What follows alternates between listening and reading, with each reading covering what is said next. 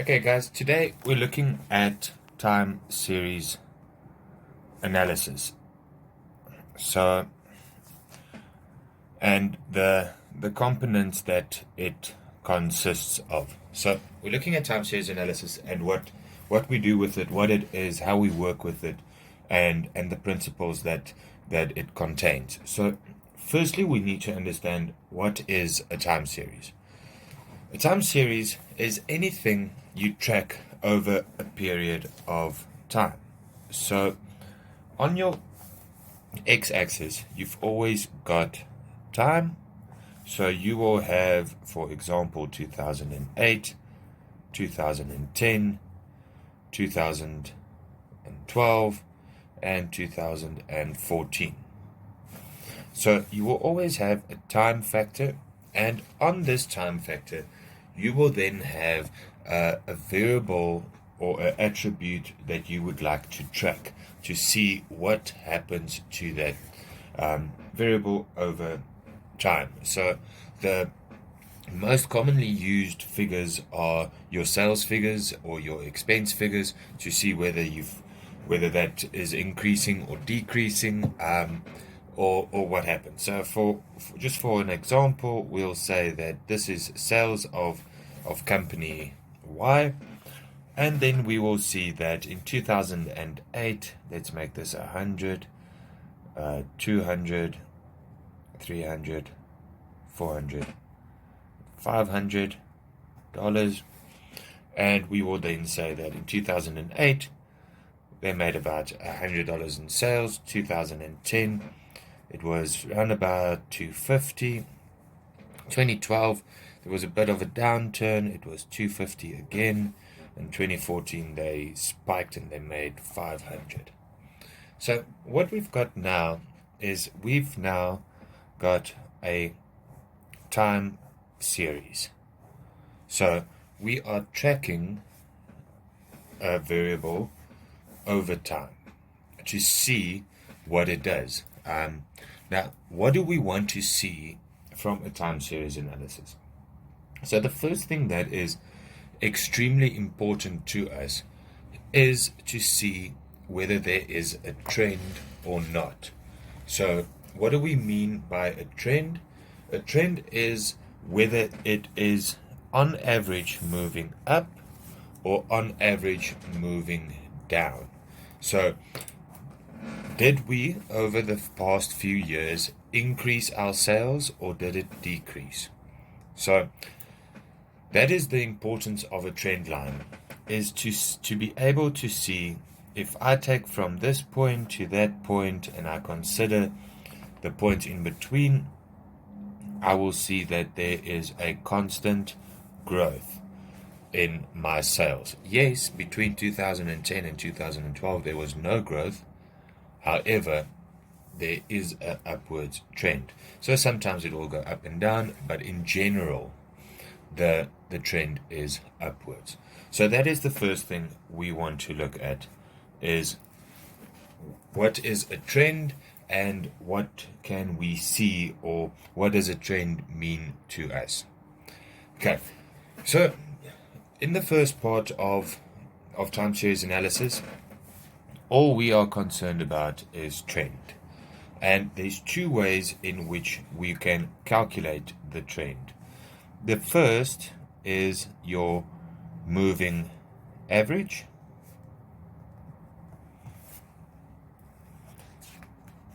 And the second is a form of regression that we use to calculate it. So the second is your regression analysis. Okay, so we've got two ways of calculating the trend.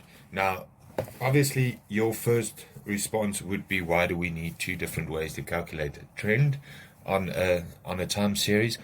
Well, there's a very good reason for having two methods. The first, when we look at a moving average, what we get is specific points that has smoothed out our line. that has taken out all of the noise, or all of the ups and downs and irregularity from the graph. So it gives us specific points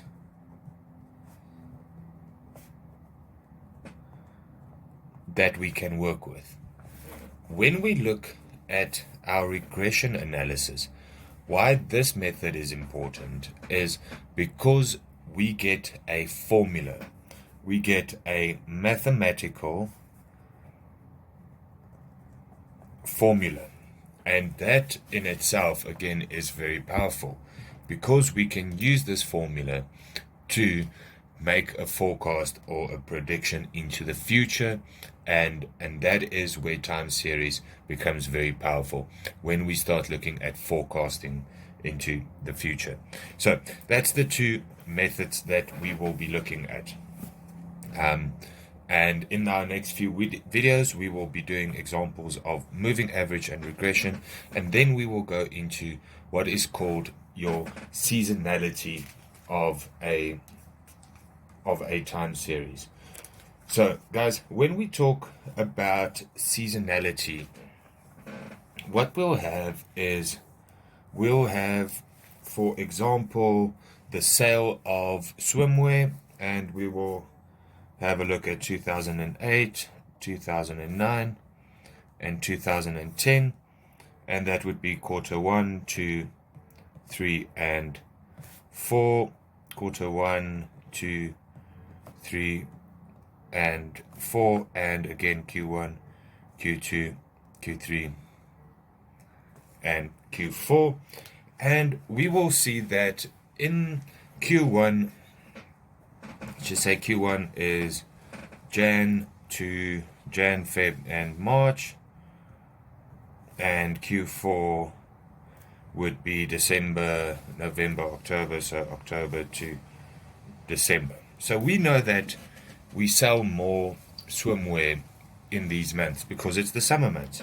So we will see that in Q1 we'll have high sales, Q2, Q3 our swimwear sales will go down, and in Q4 it will go up again. And so it goes on. So for the next year, Q1 would be high, Q2 and 3 will be lower, and Q4 would be high again. And again, Q1 would be high, Q2, Q3, and Q4 would be high again. Now, obviously we connect these dots to see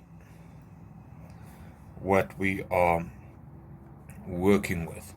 And clearly what we can see is there is seasonality that falls into these areas. So for these 2 quarters we've got higher sales than for these 2 quarters, and it happens consistently. Now if we look at the trend, we will see that there is some form of upwards trend, but the seasonality throws us off a bit. So after we've looked at our moving average and our regression analysis, we need to start looking at what is seasonality, how do we quantify this seasonality, and how do we use that in terms of making a forecast. Because for this example, we know that we are in Q4. The next one is Q1, which is a high month. As we can see, Q1 is high, Q1 is high. So we're expecting a high month, and we're taking the trend, upwards trend, into consideration, and then we can forecast that the sales should be in that region. But all of that we'll get into, how we get these midpoints with moving averages, the trend line and the forecast, and how we use these 3 principles for moving averages. So guys, this is your basic introduction of Learning Unit 7 time series analysis. You need to understand what a time series is, how to plot it, the importance of a trend, the 2 methods of calculating a trend, moving average and a regression, and then how do we work with seasonality. All right, thanks.